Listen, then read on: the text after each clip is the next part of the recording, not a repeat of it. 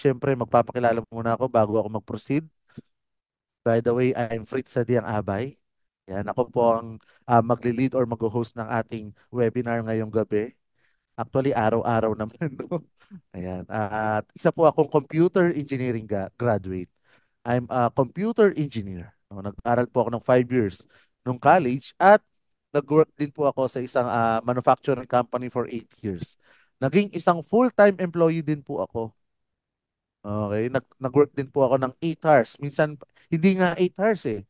No, sa manufacturing company, 12 hours po kami nagtatrabaho, laging may overtime. So, ayan. No, naging ano rin po ako, employee. No? At sa 8 taon na pagtatrabaho ko, okay, paulit-ulit na cycle lang yung nangyari sa buhay ko. What if magkaroon ng tsansa or magkaroon ng business or magkaroon ng platform na habang nakikinig ka ng music, kikita ka. 'Di ba? So, hindi ko na patatagalin pa. I-introduce ko na sa inyo itong platform na ginawa ko, which is, okay, Spotify po. Okay. Marahil yung iba dyan, parang may katunog na application or website, di ba? Actually, pareho naman kami ng heart and soul ng business, which is all about music. So, why not? Okay. So, ano bang meron dito kay Spotify? Bakit ko nagawang i-give up yung full-time work ko para dito kay Spotify? Di ba? What is Spotify? Spotify is an income generating platform where you can earn through music streaming. In short, okay, or sa madaling salita, dito kay Spotify, pwede kang kumita habang nakikinig lang ng music. No, ganun lang po kasimple. Ngayon, nung nag-start ako dito kay Spotify, na-realize ko, na-experience ko, na pwede pala akong kumita ng malaki na hawak ko yung oras ko. May time freedom po ako. Wala akong boss. Na-enjoy ko yung ginagawa ko. At nakadepende na po sa akin kung magkano kikitain. Okay, bakit ko nasabing hawak ko yung oras ko? Kasi anytime, anywhere, pwede kang makinig ng songs. Tama, 'di ba? Kahit anong oras, kahit nasan ka nga pwede kang makinig ng music eh. Kahit nasa trabaho ka, kahit nasa eskwela ka, 'di ba? Pwede kang magpatugtog ng musika. O kahit na may ginagawa ka, kahit na busy ka or nagpapahinga ka, pwede kang makinig ng songs, no? And ano pa bang ino-offer ni Spotify? Spotify offers basic features and advanced features. Sa basic features, pwede po kayong kumita ng libre. And then sa advanced features, ayan, kung gusto nyo kumita ng mas malaki, ayan, sa advanced features via paid subscriptions po. So, bibitinin ko muna kayo sa part na yan at mamaya, i-explain ko po sa inyo in detail, no, kung anong meron dyan. So, tuloy po tayo. Proceed tayo. Spotify also allow you to earn money by accomplishing simple tasks. So, ano ba yung simple task na tinutukoy ko dito? Katulad ng paulit-ulit kong sinasabi, ang tanging gagawin mo lang dito ay makikinig ka ng music na walang iba.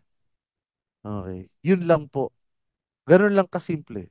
O, i-explain ko muna kung paano kumikita yung platform natin. Okay. Kung ano yung source of income natin. Okay. So, Spotify generates revenue by active streaming subscriptions to users, third parties, and royalties. Tayo po ay third party site ng mga malalaking streaming platform. At kumikita tayo sa dami ng mga nakikinig ng songs, okay, sa loob ng platform natin. Sa dami ng mga nag-i-stream ng musika sa loob ng ating site. Kung familiar po kayo sa mga vlogger, yan, sila or mga vlogger, mga content creator na kumikita sa dami ng views ng videos nila. Tayo naman sa dami ng streams, okay, na na-perform ng community natin.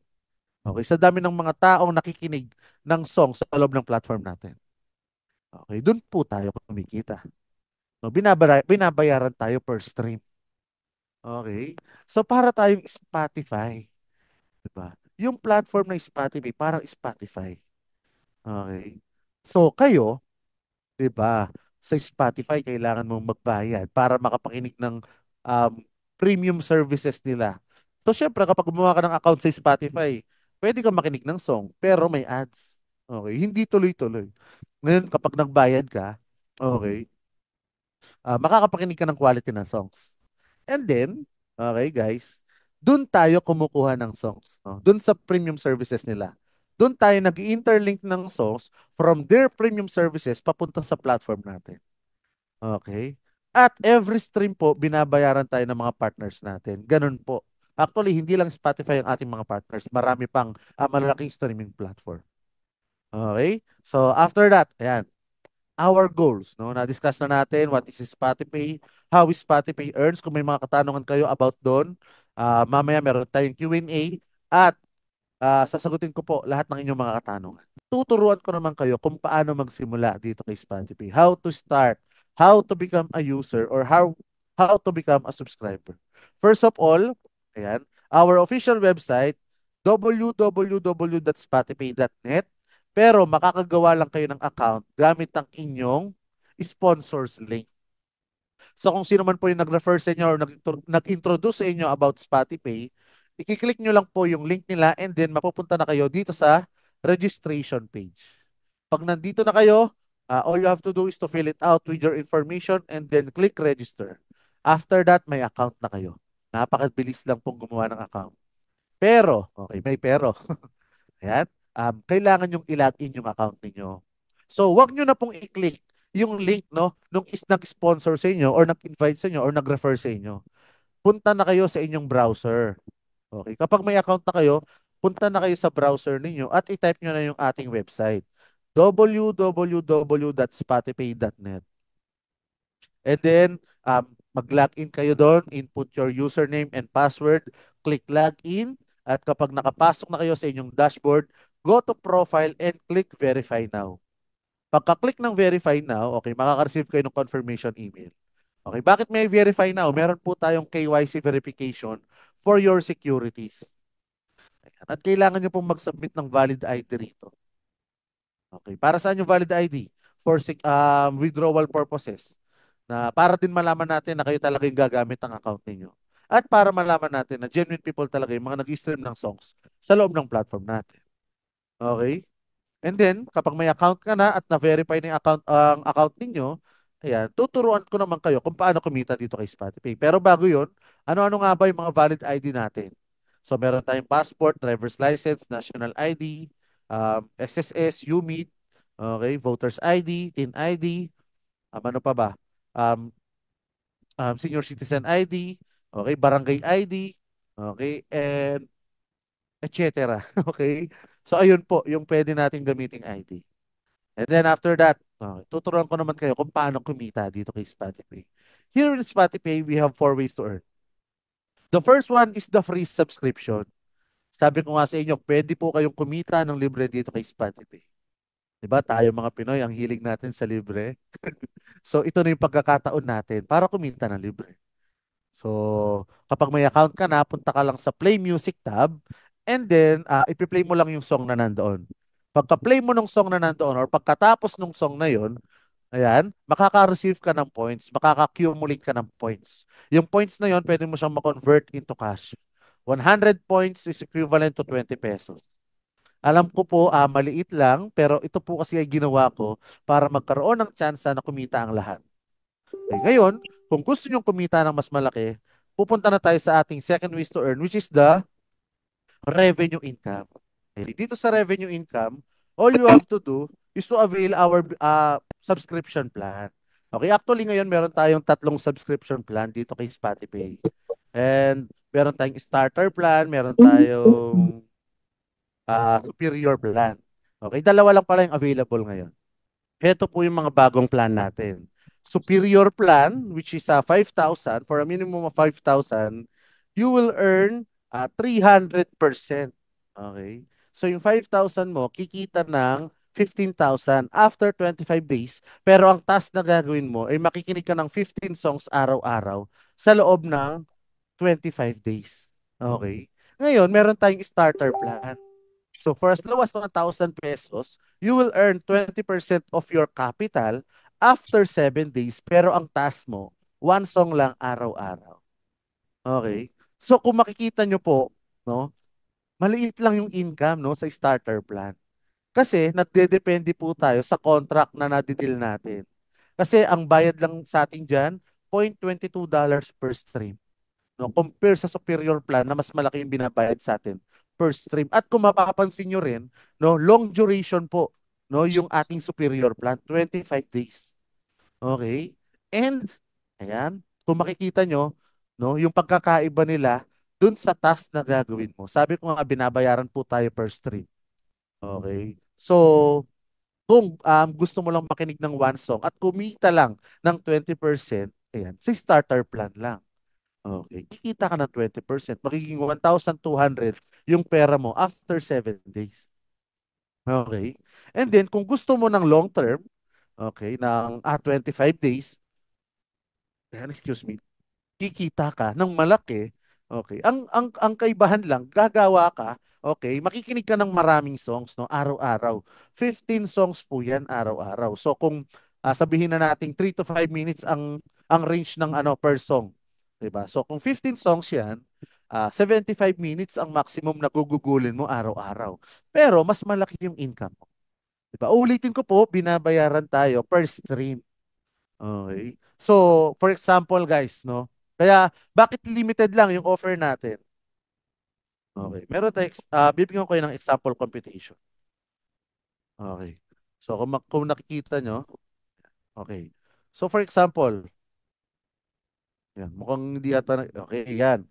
Um, sa superior plan, ang task mo sa isang araw, 15 songs. Times 25, okay. 300, tama ba? Wait lang.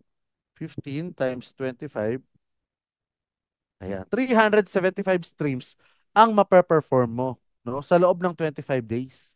Okay? Eh paano kung ang quota lang natin ay 300,000? Okay, 300,000 divided by 375 equals 800 na subscribers lang ang pwedeng mag-avail nito. That's why limited offer lang siya. So sa mga hindi pa nakaka-avail or hindi naka-avail ng ating deluxe plan, ito na yung pagkakataon nyo para mag-avail ng ating superior plan, no? Medyo affordable siya at syempre, no, mas malaking income mo after 25 days. Yun ay kung gusto nyo ng long term, 'di ba? Ngayon, kung gusto nyo naman ng short term, okay, si starter plan, for as low as 1,000 pesos, you will earn 20% of it after 7 days. Ang tanging gagawin mo lang ay makikinig ka ng one song araw-araw sa loob ng 7 days. Okay? So, ganun lang siya. Yung advance plan natin, hindi na siya available, no, sa ating dashboard or sa inyong mga dashboard. So, ang available na lang starter plan and superior plan. Okay? So, dito sa ating mga subscription plan, ayan, kikita ka, no, sa pakikinig ng music. Kailangan mong gawin yung mga task mo. Okay, wag mong kakalimutan yung mga task mo. At ang kagandahan dito, pwede mo siyang gawin gamit ang yung cellphone, laptop, tablet, computers, etc. Basta may access ka ng internet or data connection. Kahit nasan ka, no, pwede mo tong gawin. Basta may cellphone ka at may data. Okay? And then after that, no, meron tayong illustration dito na kung saan ito yung makikita nyo once nag-avail kayo ng subscription here in Spotify. For example, ayan, pupunta kayo sa account logs and then active account. For example, nag-avail ka ng advanced plan. Sa advanced plan po kasi ito, kung makikita nyo, ang task mo sa isang araw ay 10 songs araw-araw sa loob ng 32 days. So, 10 music po yung papakinggan mo araw-araw. Okay. So ayan, nag-avail ka ng isang advance plan or limang advance plan, no? 50,000 po yung limang advance plan. And then, dahil per advance plan, 10 songs yung papakinggan mo, magiging 50 songs yung papakinggan mo araw-araw sa loob ng 32 days. Pero, syempre, mas malaki yung income mo. Okay? So, 'di ba dito nga after 32 days ang kikitain mo, okay, dito sa advance plan ay 150,000. No, dun sa 50,000 na sinubscribe mo, no, pinang-avail mo ng subscription plan na advance. Okay? So 150,000 plus yung capital mo na 50,000, a total of 200,000 yung mare-request mo for withdrawal after 32 days. Okay, ganun po siya. Dun sa starter plan naman, 20% lang yan. So after 7 days, 1,200 yung mare-request mo for withdrawal. Okay, and then after 7 days, magre-resubscribe ka na naman. Okay, kasi kumita ka eh. Nakinig ka lang ng songs, di ba?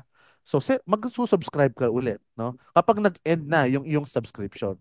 Ganon din po, no, dito sa advance plan. After 32 days, okay, No? Syempre, kung gusto mo mag-subscribe, mag-subscribe ka. Okay, nasa sa'yo na. Pero syempre, sino ba namang ayaw, no? Makikinig ka lang ng songs, okay, kikita ka na. Okay, that's it. Then, take note po, okay, wala pong limit kahit ilang subscription yung i-avail ninyo. For example, nag-avail ka ng 100 starter plan worth 100,000. Okay. Siyempre, 100 songs din yung papakinggan mo. Pero, okay, kung 20% ang kikitain mo sa 1,000, okay, after 7 days, kung 100 yung in-avail mong subscription, 20,000 naman yung kikitain mo, no, sa starter plan. So, syempre, mas maraming subscription, mas malaking income mo. Pero, mas malami naman yung task na gagawin. So, ganun po siya. Okay? So, next slide. Ayan. Paano naman kung para sa'yo matagal, no? Yung hinihintay mo kasi nag-avail ka ng advanced plan which is 32 days or superior plan which is 25 days. So kung gusto mong magkaroon ng extra income weekly, okay. So bukod dun sa starter plan na 7 days, yan, kikita ka ng 20%. Meron pa tayong ibang ways to earn which is the referral system. Okay? Ang required pong gawin dito kay Spotify ay gawin yung mga task nyo. Makinig po kayo ng mga songs. Okay? And kung gusto nyong kumita ng extra, mag-refer po kayo. Hindi required ang mag-refer. No? Ano ba yung pagre-refer? No? Ipo-promote nyo si Spotify. I-share nyo po yung link ninyo. Okay. Actually, hindi naman mahirap mag-promote eh. Ang nagagawa nyo yan, hindi lang kayo aware. For example, nakakain kayo sa isang magandang restaurant. And then, pagka-uwi nyo or um, katapos nyo kumain, pinost mo sa social media. Diba? That's promoting. 'Di ba? Siyempre, maku-curious yung mga friends mo, magtatanong saan 'yan, 'di ba? Lalagay mo pa doon, ika-caption mo, napakasarap dito, kain na kayo. No, that's promoting po. O for example, nakapanood ka ng video ng isang content creator, share mo sa mga kaibigan mo, sa kasintahan mo, and then they watch it. Biruin mo, no? Pinromote mo yung video na yon, natulungan mo na madagdagan yung views ng vlogger na yon, natulungan mo na madagdagan yung income niya, pero walang bumalik sa'yo. Okay, dito kay Spotify, kapag pinromote mo yung platform natin at share mo yung link mo, okay, at nag-avail sila ng subscription gamit ng link mo, kikita ka ng additional 10% or 12.5%. Ulitin ko, hindi required ang mag-refer. Okay? Pero madali lang ang mag-refer, lalo na dito kay Spotify. Sabi ko nga, lahat tayo makaka-relate. Diba? Lahat tayo mahilig sa music. At saka sino ba namang hindi maku-curious kung malalaman nila na kumikita ka habang nakikinig lang ng song. Ngayon, kung ayaw mong mag-explain, no, hindi mo alam kung ano yung sasabihin sa kanila, okay, about kay Spotify, ayan, sendan mo sila ng link natin ng Zoom. No? Papag-attend mo sila ng ating webinar. Ngayon, kung wala silang time na mag-attend ng ating webinar, nandiyan yung ating mga coaches and admin para sila yung mag-present or mag-explain kung anong meron dito kay Spotify. Kung paano kumita dito kay Spotify. Okay. So, kapag nakapag-refer ka, kapag may nag-avail ng subscription gamit ng link mo, kikita ka ng additional 10% or 12.5% depende sa subscription plan. So, dito sa superior plan, okay, 12.5% po yan. Okay? Sa starter plan, 10% po yan. Okay? Ganun po siya. And, for example, ayan, dito rin sa advanced plan, no, 12.5% po yan. So, for example, yung may 5 kang kaibigan na na-refer. No, nag-avail sila ng subscription gamit ng link mo. Bawat isa sa kanila nag-avail ng 10,000 na advanced plan.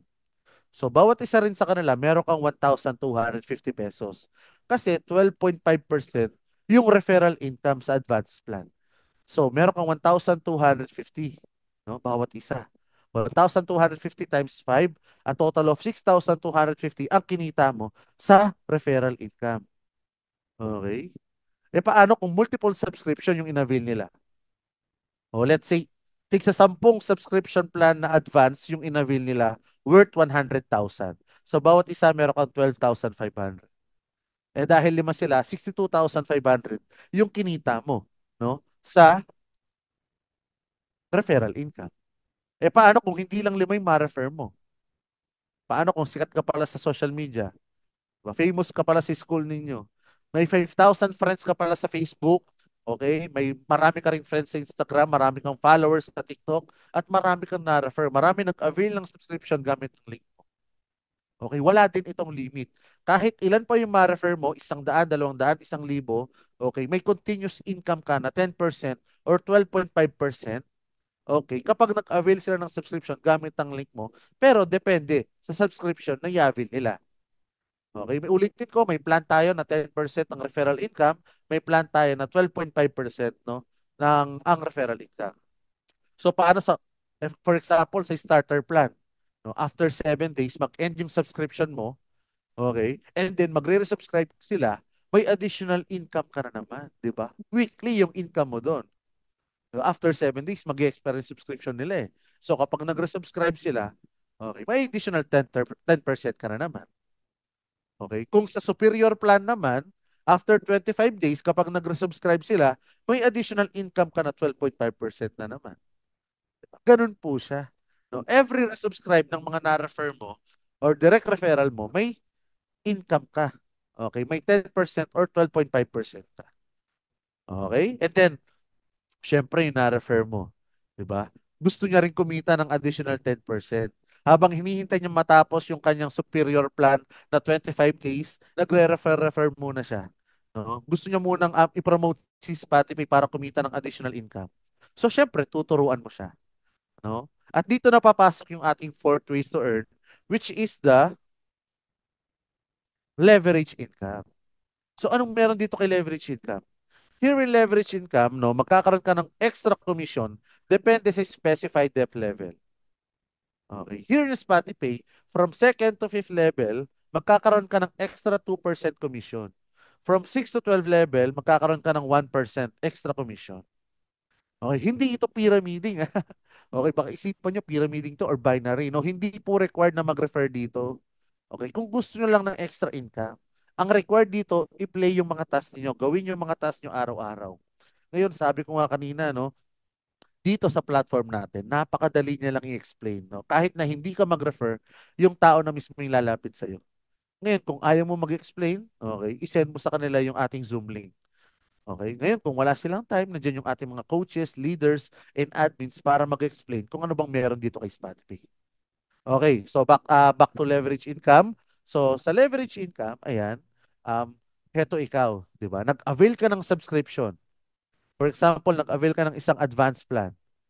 And then, nakapag-refer ka, pinromote mo si Spotify. Nag-avail sila ng subscription gamit ng link mo. Yan, kaibigan mo, kamag-anak mo, kasintahan mo, may 5 kang na-refer. So, ito po yung first level mo. And then, yung kaibigan mo, okay, nakapag-refer ng kaibigan niya. Yung kaibigan niya, nakapag-refer ng kaibigan niya, and so on and so forth, hanggang sa umabot ng 12 level. Okay? So, from second to fifth level, may 2% ka. Depende sa inavail nilang subscription. Sa 6 to 12 level, may 1% ka. Depende rin sa total na inavail nilang subscription. O, para mas madali, let's say, itong buong linya na to, nag-avail silang lahat ng 10,000 worth of subscription. So, bawat isa, meron kang 2%. Ang 2% ng 10,000 ay 200 pesos. 200 times 4, a total of 800 pesos ang kinita mo sa second to fifth level. Sa 6 to 12 level naman, 1% ng 10,000 ay 100 pesos. May 7 levels yan, 100 times 7, a total of 700 pesos. So 800 plus 700, 1,500 ang kinita mo sa leverage income alone. No? Pero wait lang, isang linya pa lang yung ine-explain ko. Paano? 'Di ba? Kung maraming linya yan. Sabi ko nga kanina, paano kung 5 yung na-refer mo? And then yung 5 yun nakapag-refer din ng tigli-5. And then yung tigli-5 nakapag-refer din ng tigli-5 and so on and so forth. O para mas madali rin ulit i-explain, sabihin na natin 10 linya yung umabot ng 12 level at lahat sila nag-avail ng tig 10,000 na subscription plan. Excuse me, 'di ba? So bawat linya meron kang 1,500. Eh may 10 linya yan. May 10 linya ka na umabot ng 12 level. Okay, na nag-avail ng tig 10,000 lahat. So every line, okay, meron ka 1,500 times 10, 15,000 po ang kinita mo sa leverage income. Okay. Eh paano kung hindi lang 5? 100 yung na-refer mo. 1,000. Imagine kung gaano karami yung tao na under your structures. Paano kung hindi lang 10,000 yung inavail nilang subscription plan? Paano kung 20,000, 30,000? Imagine kung gaano kalaki yung pwede mong kitain dito kay Spotify. Kaya ako po nasabi na nakadepende po sa inyo kung magkano kikitain nyo dito. And then, ayun lang. Sana naintindihan yung aking explanation dito sa ating four ways to earn. The first one, free account or yung libre paraan ng pagkita natin dito kay Spotify. The second one is the revenue income. You need to avail our subscription plan for you to earn percentage no at sa pakikinig lang ng music. And the third one na referral system which is you need to refer no para kumita ng additional 10% or 12.5%. Okay, kailangan may mag-avail ng subscription gamit ng link mo. And the fourth one is the leverage income. So kapag may na-refer yung kaibigan mo, okay, may na-refer yung mga na-refer mo, yan, kikita ka sa leverage income. And then, okay, sa mga gagawa ng account mamaya at magde-deposit, nandyan po yung ating mga coaches and admins, okay, para tulungan kayo kung paano gumawa ng account at mag-deposit. Okay, wag po kayong mahihiyang magpa-assist sa kanila. Nandiyan din yung mga leaders natin and mga aspiring coaches natin. So, magpa-assist po kayo sa kanila. No? Ang mode of payments natin ay GCash, BDO, BPI, and CIMB. Ang GCash natin, mare-reset na yan bukas or mamayang midnight. So, hintayin nyo lang para sa mga naghihintay ng MOP natin ng GCash. Pero as of now, yan, excuse me. As of now, pwede naman GCash to BDO, GCash to BPI, or GCash to CIMB. Or bank-to-bank transfer. Okay, take note, withdrawal request is every Tuesday and disbursement of revenue is Monday. Excuse me. Ayan, sorry po. Ah, alam ko maraming magtatanong kung bakit ganon, no? Ganong katagal bago i-release yung inyong mga income. Diba? Withdrawal request is every Tuesday and disbursement of revenue is Monday. So ganito po yan. Yung Tuesday natin, yun yung cut-off natin. Okay. At doon na mag-start magbilang or magtali yung mga partners natin doon sa total na na-perform nating streams no ng buong community natin. And then doon na kapag na-compute na nila yon kung gaano karami yung streams na na-perform natin, doon na sila mag-start, okay, na mag-compute kung magkano kikitain ng buong community natin. Okay, kapag na-compute na nila yan, ayan, syempre, yan, ipapadala nila sa atin yung ating income. No? From international po yung ating mga partners. So it takes time bago nating ma-receive yung ating mga income. Okay? At dollar rate po tayo and ulitin ko no, ngayon po malaki yung income natin kasi tumaas yung presyo ng dollar, di ba? Dati 55 lang, ngayon 58 na. Okay? So ayun nga, siyempre sa kanila, hindi naman nagbabago yung presyo ng binabayad sa atin. Kung $0.99 siya, $0.49, no? Ganun pa rin naman. Pero sa atin, siyempre, nagbabago yung presyo ng dolyar, so lumalaki yung income natin. And then, ayun nga, kapag na-receive na natin yung payment from our partners, no? I-distribute natin yan no, sa mga members natin and subscribers natin. Okay, i-organize siya ng ating finance team and admins. Para pagdating ng Monday, organize din yung pag-release ng inyong mga payout. Okay? Task is required to be completed on the said time frame. So, ibig sabihin, wag na wag nyo pong kakalimutan yung mga task ninyo araw-araw. Kung nag-avail kayo ng starter plan, one song lang yan araw-araw, no? Mag-aalat ka lang ng 3 to 5 minutes. Kung nag-avail ka ng superior plan, 15 songs lang yan araw-araw sa loob ng 25 days. So, mag-aalat ka ng 50 to 75 minutes araw-araw or 45 to 75 minutes araw-araw. Kasi ang range ng bawat kanta, 3 to 5 minutes. Okay? So, wag na wag niyo pong kakalimutan, no? Yung inyong mga task araw-araw. And then after that, okay, may office po tayo. Ayan, nag-open po ang ating office last March or May 11, 2024.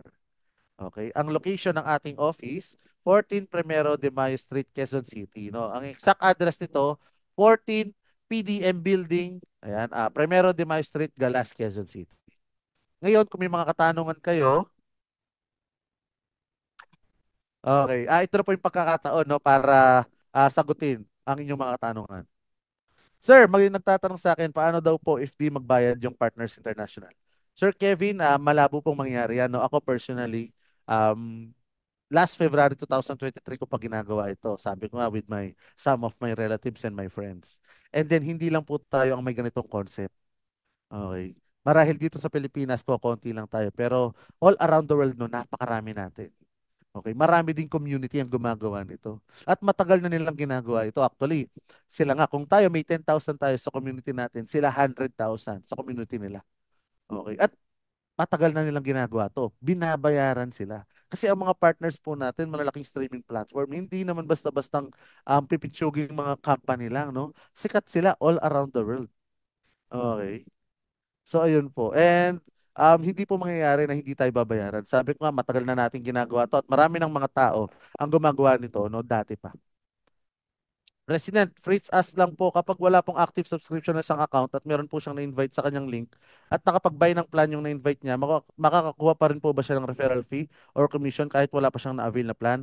Sir Tolbs, ganito, kapag may na-refer ka at hindi ka pa nakapag-subscribe, okay, papasok sa dashboard mo yung referral income mo. Pero hindi mo siya mawi-withdraw. Okay, kapag nag-subscribe ka, doon mo pa lang siya mare-request for withdrawal.